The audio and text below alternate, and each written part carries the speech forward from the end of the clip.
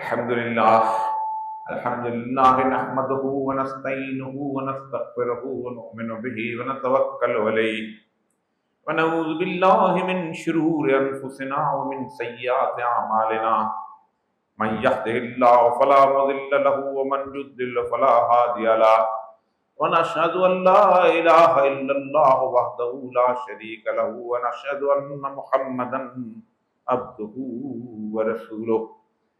قال الله تبارك وتعالى في كلامه المجيد وفرقانه الحميد: أعوذ بالله من الشيطان الرجيم بسم الله الرحمن الرحيم ولن ترضى عنك اليهود ولا النصارى حتى تتبع ملتهم قل إن هدى الله وهو الهدى ولن اتبعت أهواءهم بعد الذي جاءك من العلم ما لك من الله من ولي ولا نصير.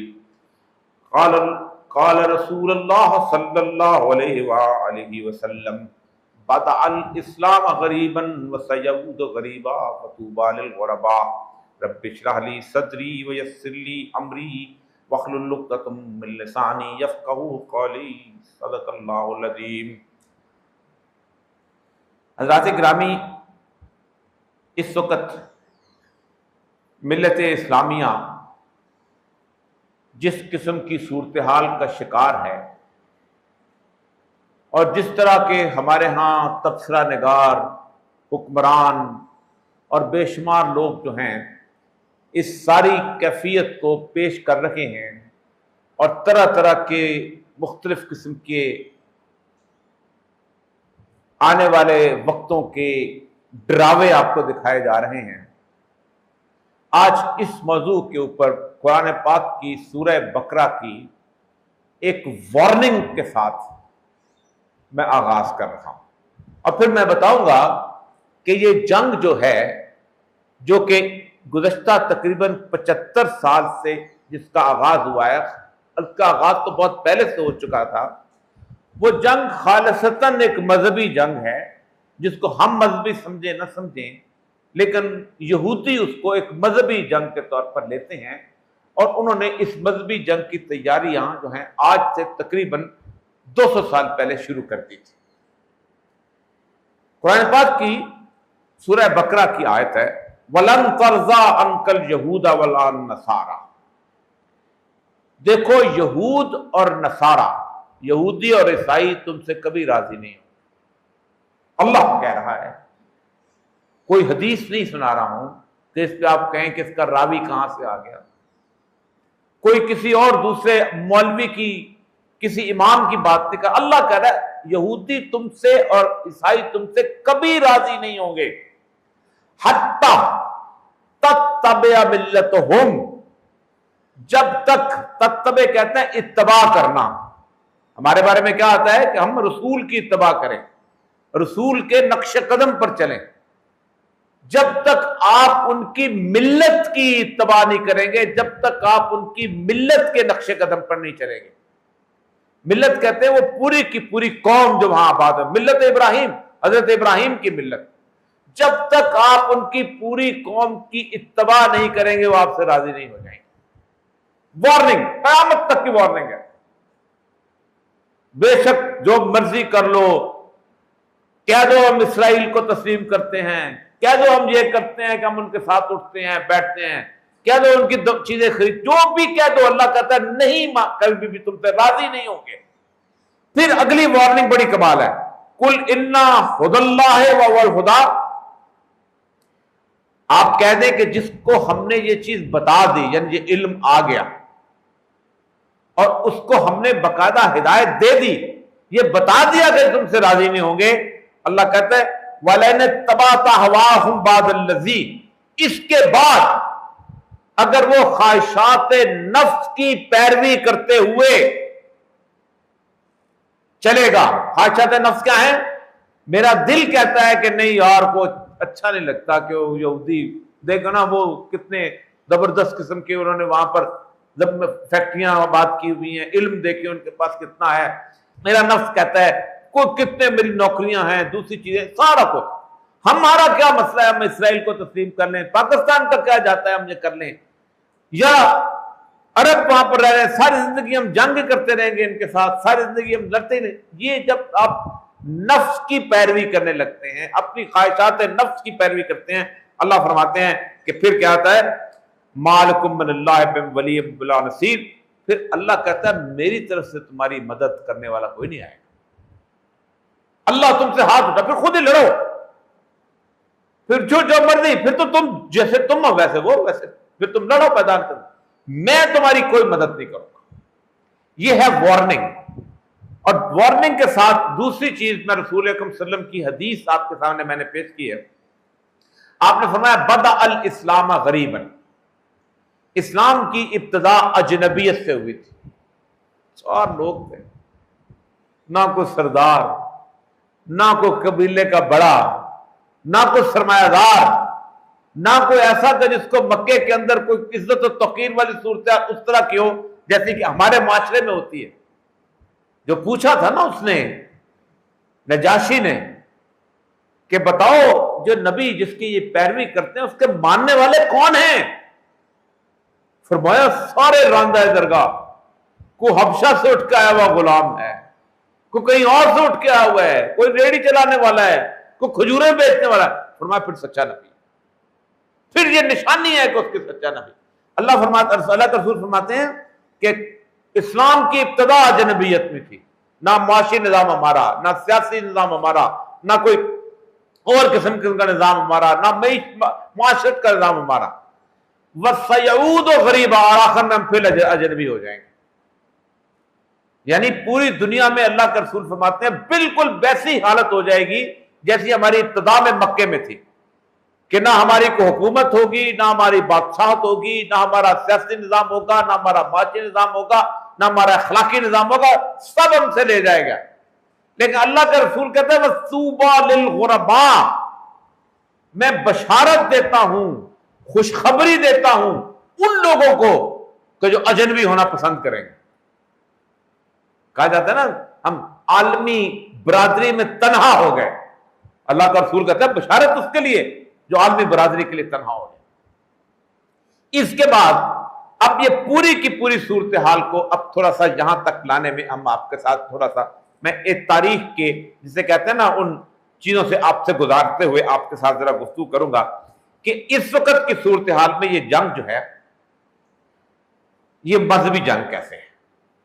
قرآن پاک کی ایک یہودیوں کے بارے میں ایک آیت ہے، اور وہ ایک اور آیت آپ کے سامنے اگر رکھتے ہیں تو اور بھی آپ کو واضح ہو جائے گا۔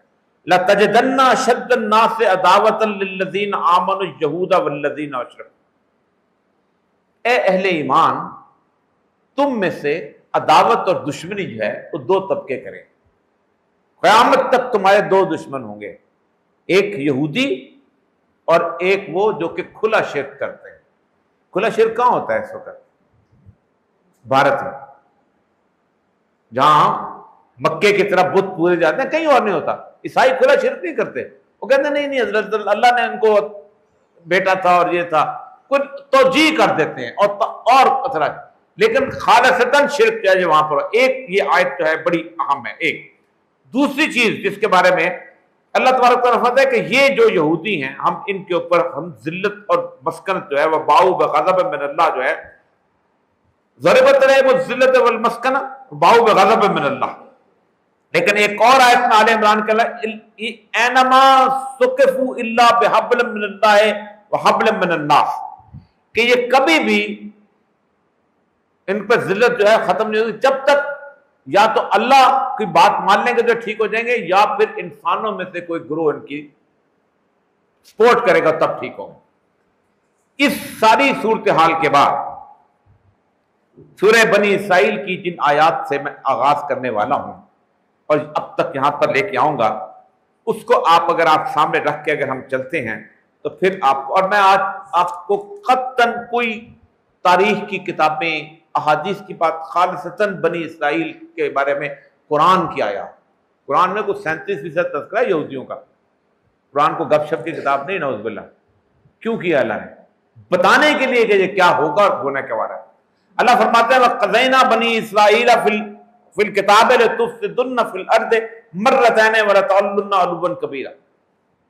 اللہ نے اپنے کتاب میں لکھ دیا تھا یہودیوں کے بارے میں کہ تم 2 دفعہ دنیا میں بہت بڑا بڑا فساد پیدا کرو. وَإِذَا جَاءَ وَعْدُ أُولَاهُمَا بَعَثْنَا عَلَيْكُمْ عِبَادًا لَنَا أُولِي بَأْسٍ شَدِيدٍ فَجَاسُوا خِلَالَ الدِّيَارِ. پھر جب پہلی دفعہ تم نے نافرمانی کی، اللہ فرماتے ہیں کہ میں نے اپنے بندوں کو بھیجا تمہارے اس طرف، اور جنہوں نے تمہارے سروں پر ایسے بندے مسلط کر دے جو سخت جنگجو تھے، وہ تمہارے شہروں میں گھس کر پھیل گئے. وَكَانَ وَعْدُ مَفْعُولًا. یہ ذکر ہے بخت نصر کے زمانے کا. بابل و نینوا سے اٹھا، اس نے یہودیوں کو قتل کیا. جو کام والے یہودی تھے، کوئی بڑھئی تھا، کوئی اس کے بعد لوہار تھا، کوئی اور اس طرح کا تھا، ان کو پکڑا. 70,000 یہودی جو تھے یہ ان کو لے کے وہاں چلا گیا. دجلہ فرات کا کنارہ، وہاں جا کے آباد ہو گئے، وہاں یہ رہنے لگ گئے. اور اللہ تبارک و تعالیٰ کہتا ہے کہ تم لوگ وہاں آباد تھے لیکن بحیثیت قوم آباد تھے، تو ہم نے تم لوگوں کے پاس انبیاء بھیجے. ان کے اندر 2 طبقے پیدا ہو گئے تھے. ایک طبقہ ان کا تھا جو پیروں کا تھا، اور ایک تھا ان کا مولویوں کا، احبار اور رہبان. یہ دونوں طبقات جو تھے انہوں نے اپنے، اللہ کہتا ہے کیا کرتے تھے، افتؤمنون ببعض الکتاب وتکفرون ببعض. کتاب کی کچھ حصوں پہ عمل کرتے تھے تو کچھ حصوں پہ نہیں عمل کرتے تھے. ہم نے پیغمبر بھیجنا شروع کیا، اور جب پیغمبر بھیجے تو اللہ کہتے ہیں کہ یہ تقتلون الانبیاء بغیر حق، اپنے انبیاء کو قتل کر دیتے تھے. یہ کدھر سے آ گیا؟ ہماری بادشاہ وہ. اس دوران ان کے پاس ایک پیغمبر آئے جس کا قرآن میں ذکر ہے، یسعا پیغمبر، انگریزی میں اس کو کہتے ہیں ایزیا. انہوں نے کہا دیکھو بات سنو، میں تمہیں 2 بشارتیں لے کے آیا ہوں تمہارے پاس. تم یہاں سے نکال کے تم یروشلم میں دوبارہ آباد ہو جاؤ، اور دوسرا تمہارے درمیان ایک ایسا مسیحا آئے گا کہ جو تمہیں عالمی حکومت قائم کر کے دے گا پوری دنیا کو. انہوں نے کہا یہ کون آ گیا؟ دجلہ فرات کی سرزمین، مزے کی جگہ، زبردست. ہم یروشلم میں کہاں جائیں گے؟ زیتون کے باغ جا کے آباد کریں، ارد گرد سارے کا سارا ریت، یہاں بیٹھے. انہوں نے حضرت یسع کو آری سے ذبح کر دیا، شہید کر دیا. اس کے 20-25 سال کے بعد ایران نے حملہ کیا، سائرس اعظم نے، اور پورا برباد کر کے رکھ دیا بابل و نینوا. وہ تہذیب جو نمرودوں کی تھی آج اس کا نشان نہیں ملتا. ہینگنگ گارڈن اور بیبلونیا، بڑے بڑے لٹکتے ہوئے باغ ختم کر دے. اور ان کو کہا تم یہاں کیا بیٹھے ہو، اٹھو نکلو نکلو نکلو. ان کو جا کے یروشلم میں آباد کر لیا، یہ وہاں جا کے رہنے لگے. اب اللہ تبارک و تعالیٰ نے چونکہ حضرت عیسیٰ کو بھیجنا تھا، تو چونکہ وہاں پر سارے کے سارے لوگ جو تھے، یہ سارے کے سارے جو پیر اور مولوی تھے، یہ بڑے چمتکار والے لوگ تھے. ان کے یہاں موومنٹ چلتی تھی قبالہ اور حمالہ کی، جو کہ صوفیاء کی موومنٹ تھی، معجزے دکھانے، کراماتیں دکھانے. اللہ نے حضرت عیسیٰ کو وہ کراماتیں دے کے بھیجی ہیں جو کسی نبی کو نہیں دی. سیدہ مریم کے گھر بغیر باپ کے پیدا لے کے آئے، سارے اکٹھے ہو گئے. اخبار اور رہبان جو تھے ان کا یہ کون سے بلد الحرام، نعوذ باللہ. اللہ نے حکم دیا بچے کو، بولو بتاؤ میں اللہ کا نبی ہوں. پہلا معجزہ. بڑے ہوئے، سب سے بڑا مرض کوڑی کا تھا. وہاں جا کے پھینک آتے تھے، وہاں جا کر، اور وہیں پر اوپر سے کنویں کی طرح اوپر سے روٹی پھینکتے تھے، وہیں وہ لوگ مر جاتے تھے. سیدنا عیسیٰ جاتے تھے، پورے جسم پر ہاتھ پھیرتے تھے، کوڑ ٹھیک ہو جاتا تھا. نابینا، نادرزاد نابینا، آنکھ پہ ہاتھ پھیرتے تھے، ختم، ٹھیک ہو جاتا تھا. اس سے کھڑے ہوئے مزار کے اوپر کسی قبر پر کہا قم باذن اللہ، اللہ کے نام سے اٹھو، مردہ زندہ ہو جاتا. اب انہوں نے یہ، اللہ قرآن آگے میں کہتا ہے دوسری روایت کہ اللہ فرماتے ہیں کہ پھر انہوں نے یہ سازش کی کہ یہ تو ہماری نوکری ووکری ختم ہو گئی. دنیا میں ہر پیغمبر مشرکین کے خلاف آیا ہے. حضرت عیسیٰ کس کے خلاف آئے ہیں؟ میرے جیسے مولوی اور پیر کے خلاف، جنہوں نے اپنا بنایا ہوا تھا جتھا، ان کے خلاف آئے. انہوں نے سازش کی، اور آخری جب حضرت عیسیٰ جب پہنچے ہیں تو کرتے یہ تھے کہ جو میں نے کہا نا کتاب کے کچھ حصے کو مانتے تھے، یہ کہتے تھے یہودیوں سے سود نہیں لینا کہ لیکن دوسروں سے سود لینا. انہوں نے مسجد اقصی، اس کے اندر دکانیں لگائی ہوئی تھی ایسے میزیں رکھ کے سود کی. حضرت عیسیٰ نے جا کے وہ دکانیں الٹ کہا یہ تم کیا کر رہے ہو؟ اس کے بارے میں صرف بائبل کے آپ کو وہ فکرے سناتا ہوں جو بائبل اس کے اندر وہ بتاتی ہے. یسوع مسیح نے خدا کے ہیکل میں داخل ہو کر ان سب کو نکال دیا جو ہیکل میں خرید و فروخت کر رہے تھے, اور صرافوں کے تختے اور کبوتر فروشوں کی چوکیاں الٹ دی, اور ان سے کہا لکھا ہے کہ میرا گھر دعا کا گھر کہلائے گا, مگر تم نے اس کے ڈاکوؤں کی کھو بنا دیا. اس پہ انہوں نے کہا اچھا ٹھیک ہے. انہوں نے سیدنا عیسیٰ علیہ السلام کے بارے میں ایک سازش کی, اور جو رومن بادشاہ تھا گورنر, اس کو کہا کہ ہمارے درمیان اس بندے نے فساد پیدا کیا, اس کو صلیب کرنا. دو چیزیں تھیں, ایک تو یہ ثابت ہو جائے گا کہ یہ وہ عیسیٰ نہیں ہے, یہ وہ مسیح نہیں ہے کہ جس نے عالمی حکومت قائم کرنی. ظاہر بات ہے وہ تو فوت ہو جائیں گے. اور دوسرا ان کو بھی پتا تھا کہ اللہ نے فرمایا ہوا ہے کہ میں اپنے رسولوں کو اس طرح ذلت کی موت نہیں ہونے دیتا. اس نے ان کو آفر کی, انہوں نے کہا دیکھو میرے پاس تمہارا فلاں ڈاکو چور ہے جس نے بڑے قتل کیے, میں اس کو چھوڑ دوں گا. انہوں نے چھوڑ دو ان کو. حضرت عیسیٰ علیہ السلام کو انہوں نے اپنے طرف پہ صلیب دلا. 550 سال تک عیسائی اور یہودی اس بات پہ یقین کرتے رہے ہیں کہ حضرت عیسیٰ صلیب پر چلے گئے. 550 بلکہ 600 سال کے بعد 571 میں رسول اکرم صلی اللہ علیہ وسلم تشریف لائے ہیں. قرآن نے کہا نہیں, ہما صلبوا وما قتلوا, وہ نہیں ہے, وہ نہیں, نہ تم نے ان کو صلیب دی نہ قتل کی. اللہ نے ان کو اٹھایا اور پھر فرمایا کہ وہ آئیں گے واپس اور پھر تمہارے سامنے دوبارہ پیش ہو جائیں. قرآن کہتا ہے اس وقت تک ہم عیسیٰ کو موت نہیں دیں گے جب تک تم سارے اس کے اوپر ایمان نہیں لے کے آؤ. یہاں پر اللہ تعالیٰ نے پھر دوبارہ مرتين, پھر دوبارہ اللہ کہتا ہے جب دوسری دفعہ واقعہ ہوا تو اللہ تبارک فرماتے ہیں کہ پھر ہم نے دوبارہ تمہارے اندر بندے بھیجے, اور ان بندوں نے تمہیں وہ جسے کہتے ہیں نا وَإِذَا جَاءَ وَعْدُ الْآخِرَةِ لِيَسُوءُ وُجُوهَكُمْ لِيَدْخُلُوا الْمَسْجِدَ كَمَا دَخَلُوا أَوَّلَ مَرَّةٍ وَلِيُتَبِّرُوا مَا عَلُوًا تَتْبِيرًا. پھر ہم نے بندے بھیجے. یہ کب ہوا؟ 70 عیسوی میں وہی گورنر جو تھا اس کا جرنیل ٹائٹس آیا, اس نے ان کو تباہ و برباد کیا, ان کو نکال دیا وہاں سے, ان کا ہیکل سلیمانی توڑ دیا, ایک دیوار واپس رہ گئی. اور جن لوگوں کو کہا کہ قرآن کہتا ہے وَقَطَعْنَاهُمْ فِي الْأَرْضِ أُمَمًا, جاؤ تم نے پھیلا دیا ہم نے پوری دنیا کے. اب قرآن کی جو سب سے اہم ترین پیشگوئی ثابت ہو رہی ہے کہ اس کے بعد اللہ تبارک تعالیٰ فرماتے ہیں کہ پھر جب آخر میں وقت آئے گا جب آپ نے سیدنا عیسیٰ کو واپس آنا, اللہ کہتا ہے پھر وَجِّئْنَا بِكُمْ لَفِيفًا, میں تمہیں ساری دنیا سے جمع کر کے اکٹھا کر دوں گا. یہ قرآن ہے. اب یہ اکٹھا کیسے ہوئے؟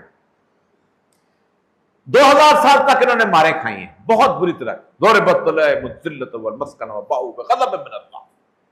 یہ ایزابیلا فرڈینڈ میں اسپین میں جا کے رہ رہے تھے, عیسائی آئے, دونوں میاں بیوی نے حملہ کیا, 1,75,000 تھے, 75,000 جو کہ ہم عیسائی ہو جاتے ہیں. اچھا عیسائی ہو جاتے ہو, صبح سویرے ناشتہ کرو سور کے گوشت کا ہمارے سامنے, ہفتے کے دن دکانیں کھولو. 1,00,000 بھاگ کے خلافت عثمانیہ میں چلے گئے, پناہ لے لی انہوں نے. یہ ایران مسکن ملان سے نکالے گئے, یہ ٹسکنی سے نکالے گئے, یہ روس سے نکالے گئے. آخری جو سب سے بڑا حملہ ہوا ہے جو 60 لاکھ یہودیوں کو ہٹلر نے مارا ہے, اس سے پہلے ہی 1897 میں یہ سوئٹزرلینڈ کے شہر بیسل میں جمع. ان کا لیڈر تھا ہزار, اور اس کے ساتھ ایک اور شخص تھا جو لتھوینیا کا ربائی تھا, اس کا نام تھا ہرمن ہیرش سپرا. یہ ربائی بھی تھا اور اس نے میتھمیٹکس حاصل کر کے ہائیڈلبرگ یونیورسٹی میں پروفیسر ہو گیا. 1857 میں انہوں نے کانفرنس کی اور پروٹوکولز لکھے زائنزم کے, صہیونیت کے, اور کہا کہ 100 سال کے اندر اندر ہم نے اپنی عالمی حکومت قائم کرنی ہے. اور اس میں انہوں نے باقاعدہ لانگ ٹرم پلاننگ کی اور short term. Short term planning یہ تھی کہ فوری طور پر دنیا کے 3 چیزوں پہ قبضہ کر لو. دنیا کی فائنینسز پہ قبضہ کرو, نمبر 2 سائنس اینڈ ٹیکنالوجی میں قبضہ کرو, اور نمبر 3 میڈیا پہ قبضہ کرو. اس کے بعد آپ دیکھیں تمام سائنسز جس کے اندر بھی کوئی بندہ آپ کو, پھر یہودیوں نے کسی کو آگے نہیں آنے دیا. اگر فزکس ہے تو آئنسٹائن کھڑا ہوا ہے, یہ میں کھڑا ہوں. اگر سائیکالوجی ہے तो फ्राइट खड़ा हुआ है, ये मैं खड़ा हूं। तमाम बड़े बड़े bank, chase Manhattan, रॉथशील्ड, bank of England, सब कुछ उनके हाथ में कब्जे में आ गया। मीडिया, ये सैमरहर्श, ये जनाब दूसरा तीसरा, सब राइटर्स दूसरे तीसरे उनके कब्जे में आ गए। इसके बाद उन्होंने 1897 के बाद इन्होंने एक फंड किया। जो बंदा था हरमन हर्शिश, इसने कहा देखो बात सुनो, इस वक्त मुसलमान तुम्हें आबाद नहीं होने देंगे, एक फंड कायम करो। उसको कहते हैं इलाद का फंड। ये फंड जो कायम हुआ है ये 1901 में हुआ है। इस फंड के तहत उन्होंने कहा खामोशी से वो जमीन खरीदो जिसके ऊपर कोई तवज्जो नहीं हो। जाफा का एक छोटा सा टाउन था जिसमें यहूदी रहते थे और वहां वो खजूरें उगाते थे और बेचते थे। उन्होंने कहा हमें जमीन ले दो इर्द गिर्द। उन्होंने वहां पर 1901 में उन्होंने जब जमीनें खरीदने शुरू की हैं तो आप अंदाजा करें कि 1902 में उन्होंने दो काम किए। एक तो जमीनें खरीदने के लिए उनको कहा, और दूसरा हर शादी में और हर जनाजे में नीले रंग का एक बक्स होता था कि तुम उस मसाया के लिए फंड दोगे। 1901 तक उन्होंने 25,000 एकड़ जमीन खरीदी रेगिस्तान। 1927 में ये 50,000 एकड़ 200 मुरब्बा किलोमीटर, और 1938 में 5 लाख एकड़ के करीब हो गई थी। और उस दौरान ये लोग 1906 में ये पहला शख्स जो है रॉथशील्ड था, ये वहां पहुंचा है 1906। और ये शख्स जो था ये 11 अप्रैल 1909 को वहां पहुंचा है, और जमीन 25,000 एकड़ खरीदी जा चुकी थी। और इन्होंने कहा देखो बात करो, ये 66 लोग लेके गए। इन 66 यहूदियों में कोई भी ऐसा नहीं था जो अरबपति ना हो। यहूदियों का अल-फतेह का मालिक, यहूदियों का शेठ आबद, यहूदियों का सैगल, यहूदियों का नेमन, यहूदियों का वलीका, अपने घर छोड़ के, अपने लोग इलाके छोड़ के 66 लोग रेगिस्तान पहुंचे हैं। किस लिए पहुंचे हैं? वहां को बागात लगाने थे, वहां को इंडस्ट्री थी जिसको आबाद करना था। मसाया आएगा, हम उसके लिए जंग लड़ेंगे।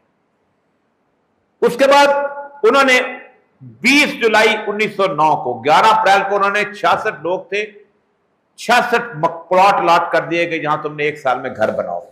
20 जुलाई में उन्होंने सबसे पहले इब्रानी स्कूल की बुनियाद रखी। उन्होंने कहा ना ये जो इब्रानी है ना हमें सीखनी है। ये नहीं हो सकता जैसे हम कुरान पाक का तर्जमा पढ़ते हैं ना, असल में तादाद पढ़ेंगे इब्रानी जबान का, क्योंकि इब्रानी जबान खत्म हो चुकी हुई थी, यदिश बोलते थे।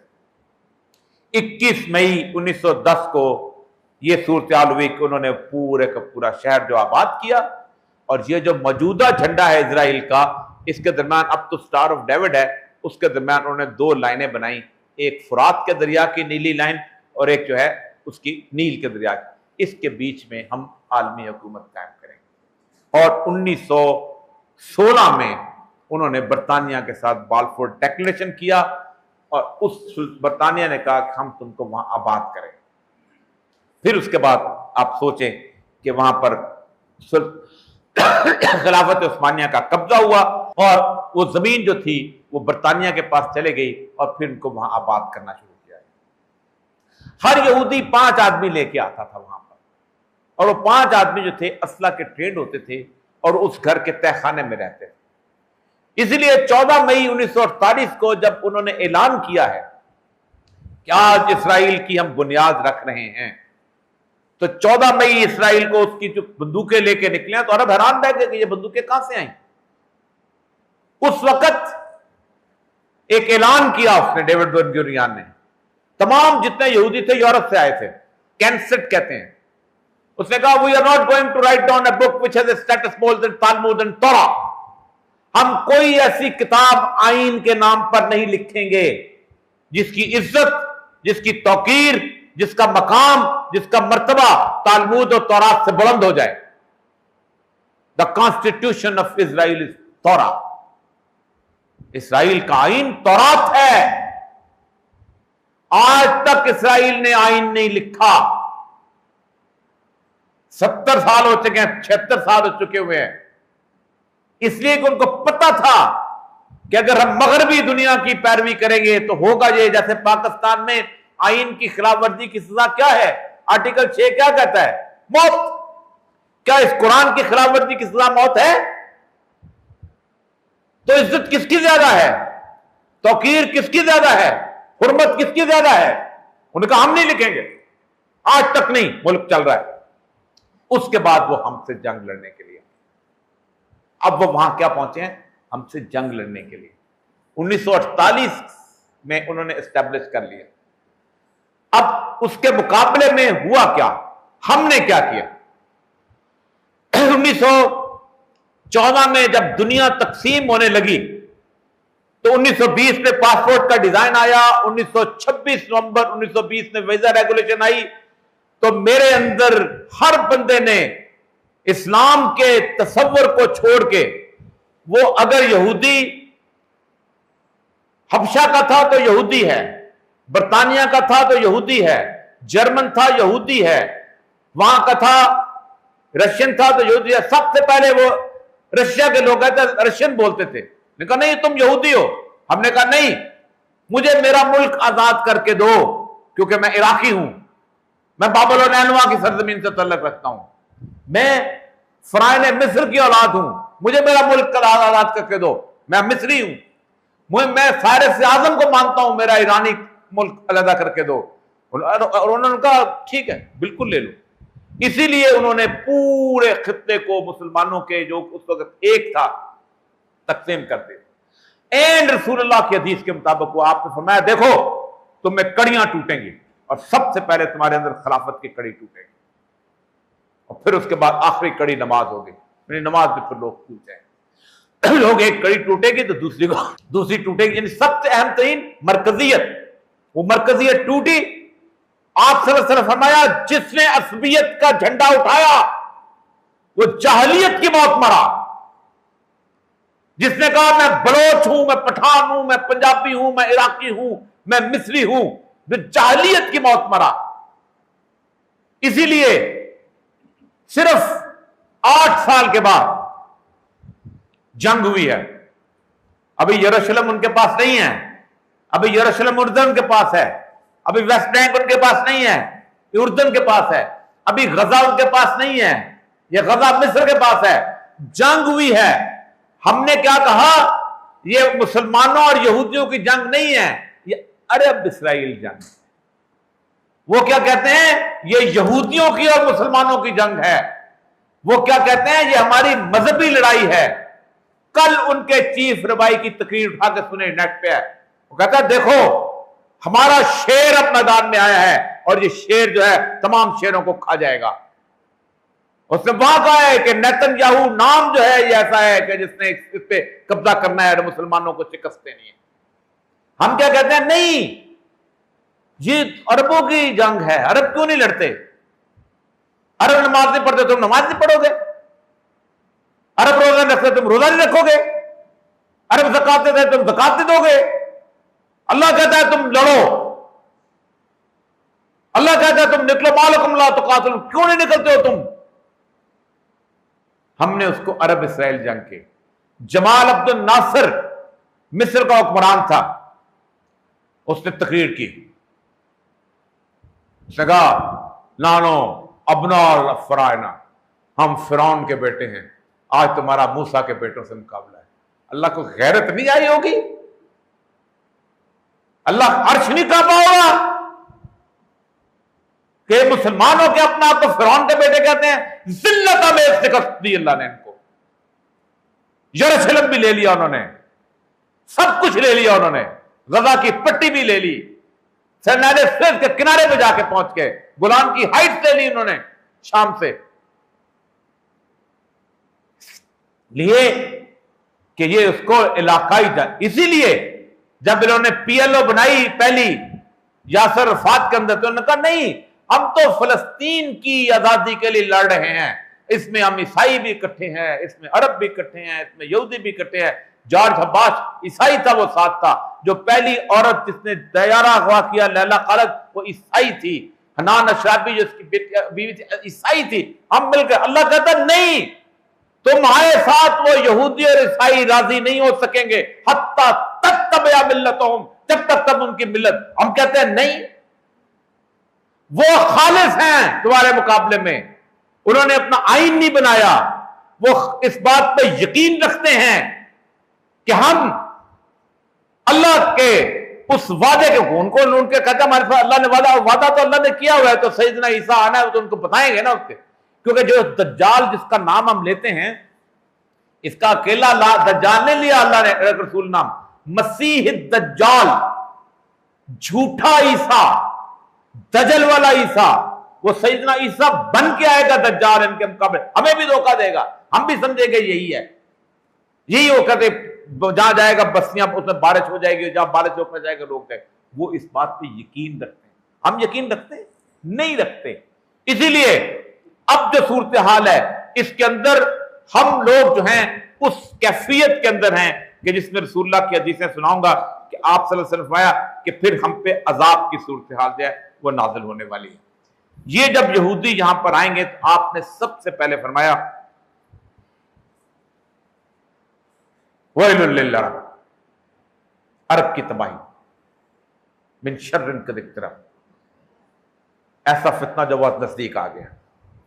حضرت عبداللہ بن عمر سے روایت ہے عنقریب فتنہ برپا ہوگا جو سب عربوں کو ہلاک کر ڈالے گا، اس کے مقتول جہنم میں جائیں گے، اس میں زبان سے بولنا تلوار چلانے سے زیادہ سخت ہوگا۔ میڈیا، سوشل میڈیا، گفتگو کیوں ہوگی؟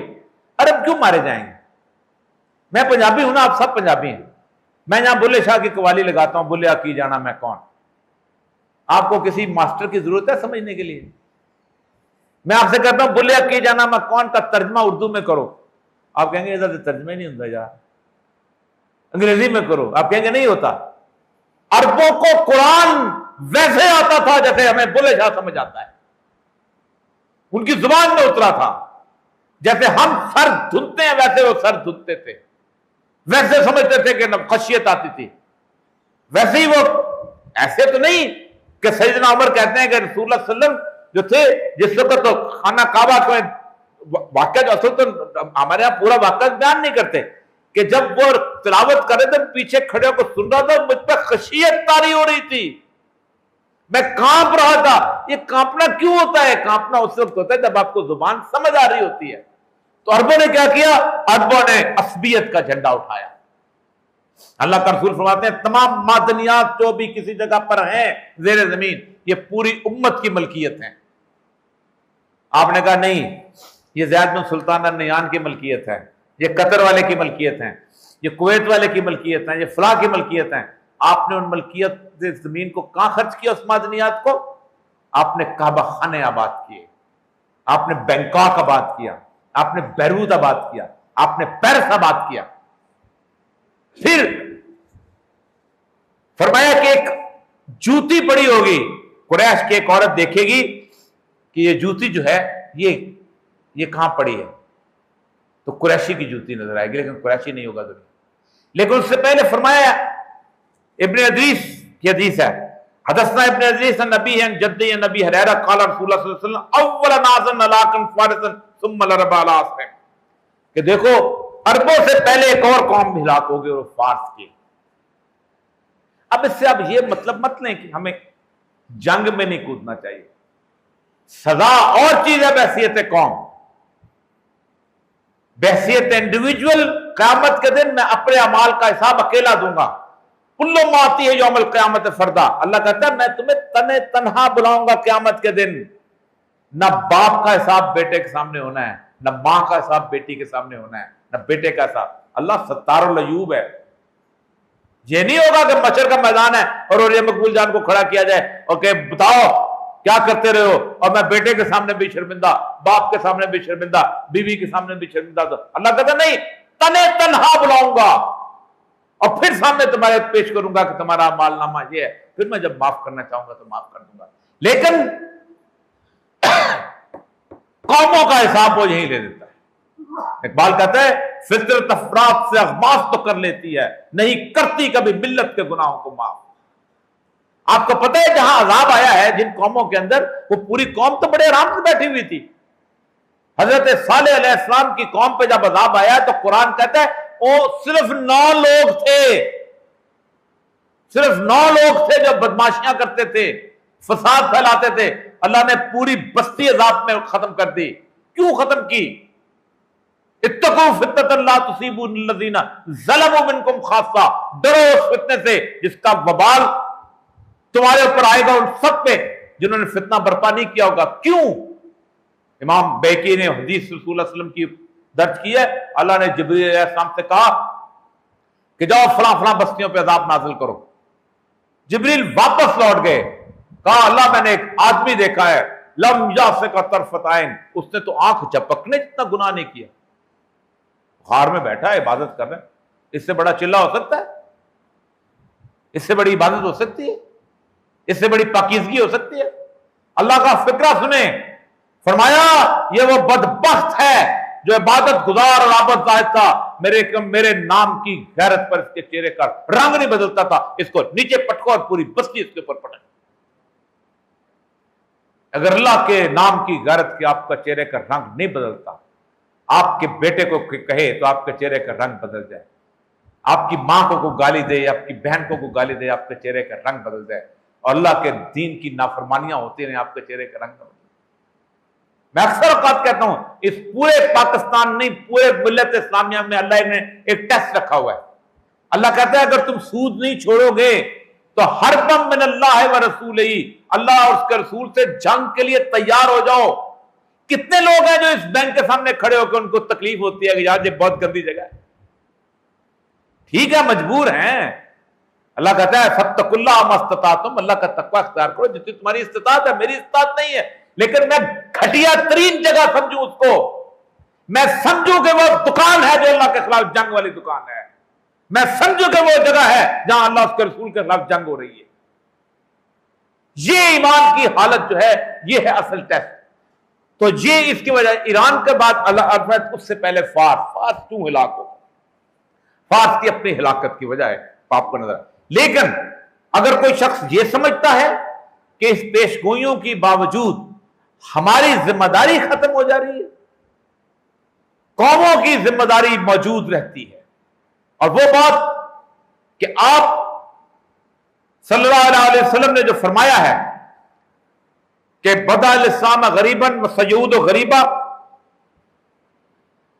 کہ آخر میں اجنبی ہو جائیں گے، اور طوبیٰ للغرباء، اور صرف وہی لوگ ہیں کہ جو اجنبی ہو جائیں گے. اس میں صرف پھر دوبارہ میں اس قرآن کی آیت کے اوپر آپ کے سامنے بتاتا ہوں جس کی وجہ سے ہم پہ ادبار آیا ہے. یہ آیت آخر میں پھر پڑھتا ہوں تاکہ یاد رہے اور یہ ہمارے حکمرانوں کو بھی یاد رہے. وَلَن تَرْضَىٰ عَنْكَ الْيَهُودَ وَالنَّصَارَىٰ حَتَّىٰ تَتَّبِعَ مِلَّتَهُمْ، تم سے یہودی اور عیسائی کبھی راضی نہیں ہو سکتے. تَتَّبِعَ مِلَّتَهُمْ، جب تک آپ ان کے رنگ میں نہیں رنگ جائیں گے. اتباع کہتے ہیں رنگ میں رنگنا. پھر کل انا ہدی اللہ هو الہدی، جس کو یہ بات پتہ چل گئی، جس کو یہ بات بتا دی گئی، اس کے بعد والے نے تبت اہواہم، وہ اپنے اٹکل پچو کے اوپر، اپنے جائزے کے اوپر، اپنے معاشی مجبوریوں کے اوپر، اپنی دنیا کے اندر مختلف قسم کی فارن سروس کی مجبوریوں کے اوپر اس نے پھر بھی اس پہ عمل نہ کیا. اللہ کہتا ہے ما لک من اللہ من ولی ولا نصیر، پھر تمہارا اللہ کی طرف سے کوئی مددگار نہیں آئے. تو یاد رکھو یہود کے خلاف وہ آپ کے خلاف جنگ لڑنے آئے ہیں مذہبی فریضہ سمجھ کے. وہ ایمان کی اس حد پہ ہیں کہ ہمارا مسیح آئے گا، ہم نے مسلمانوں کے ساتھ لڑنا ہے. آپ کے اندر اگر ایمان کی وہ خاصیت نہیں ہے تو پھر آپ تتبع اہواہم، پھر آپ خواہشات نفس کی پیروی کرتے ہیں، اور اس کا اللہ تعالیٰ نے اس کا خمیازہ بتا دیا.